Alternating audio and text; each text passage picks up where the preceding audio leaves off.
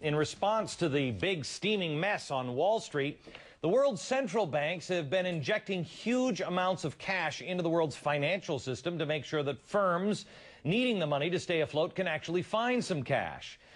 If it were only that easy. Here's the point tonight, America. I hate to say it, but I'm beginning to believe this story can only end one of three ways. Another Great Depression like 1929, economic stagflation like 1979, or a Soviet-style collapse like 1989. My grandfather told me when I was very young, never think it can't happen to you. I think it can. Here's how I got there. Our conservative candidate, John McCain, is now saying yes to bailouts. The FDIC is running out of money to ensure your life savings. Uncle Sam is printing money in the basement or stealing it from Peter so he can pay Paul. And our politicians are still promising us more free stuff. What the hell is wrong with us? We can only play this shell game for so long. You know it and I know it. This cannot go on. Tonight, America, here is what you need to know. We have got to make a choice. We are either capitalists or we're not. We either believe in the free market system or we do not. We can't play both sides. We've had every politician tell us for years, we're spending too much money, our deficit is out of control.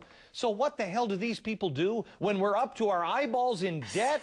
They go out and they buy half of the mortgages in the country. And then to top it off, the world's largest insurance company, and now they're packing their bags to head to Detroit. Only politicians would be that reckless while we are in the position that we are in.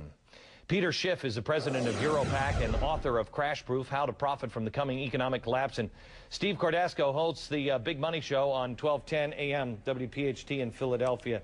Peter, let me start with this. Please give me another one if you think it's possible. 1929, 1979, or 1989 Soviet Union. Which are we doing? It could be a combination of all three. That's the scary part, because not only are we going to have a giant recession, depression, whatever you want to call it, but we're not going to have falling consumer prices like we had in the 1930s. Consumer prices are going to go through the roof. You know, with all the money they're printing, it's no accident that gold is up more than $100 an ounce in the last 2 days. You know, this is pure inflation. And unfortunately, as you mentioned, you know, the government created these problems. And now the government is saying that the solution is more government. They're trying to blame the free market for the problems that they created. You know, we wouldn't have had this bubble if it wasn't for government intervention in the market in the first place. Okay, Steve, where do you think we're headed? Glenn, I say, you know, if you look at the system's already buckled.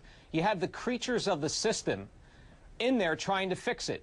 Hank Paulson broke the rules, as many Wall Streeters did, to create this problem. Now he's breaking the rules again. So of your three, I'm going to throw a fourth in there, but let's take a look at stagflation. If you go back to the 60s, LBJ saw the Fed's budget, saw their balance sheet expanding. That's why he brought these Fannie Mae off the balance sheet. That led to the inflation of the 70s. To fight the Vietnam War, the Fed did the same thing back then. The 70s were the fallout, but I'm going to give you a different twist. Here's what the market is saying today, and Peter knows this as well. It's saying that we have deflation happening, or could happen in the future, and it could look like Japan, a deep, long recession where they were handing money out on street corners and couldn't get consumers to buy.